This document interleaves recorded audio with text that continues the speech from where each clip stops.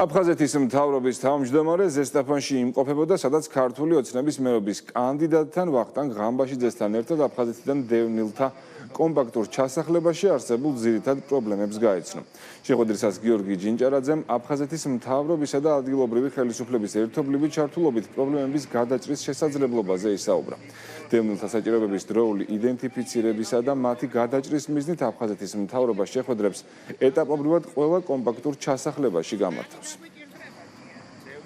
Ვაგრძელებთ შეხვედრებს დევნილებთან კომპაქტურ ჩასახლებებში, ადგილობრივ ხელისუფლებასთან ერთად, მათი მხარდაჭერით ვაიდენტიფიცირებთ იმ პრობლემებს, გამოწვევებს, რაც უდგათ კომპაქტურ ჩასახლებაში მცხოვრებ მოსახლეობას და შესაბამისად შემდეგ უკვე მოვახდენთ ჩვენ რეაგირებას და ამ რეაგირების მიზნით ჩვენ აუცილებლად ვაპირებთ გაფართოებულ შეხვედრას იმის ფარგლებში, რა რესურსით ჩვენ გაგვაჩნია.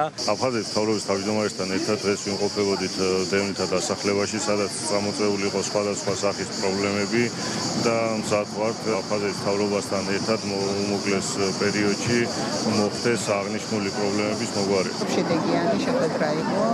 ჩვენი პრობლემები გავაჟღერეთ, ძალიან მნიშვნელოვანი და რაც ძალიან გვიჭირდა. ეს არის სახურავის შეკეთება, მთლიანი გამოცვლა, შეგვიყვარდა ამ პრობლემების აღმოფხვრას.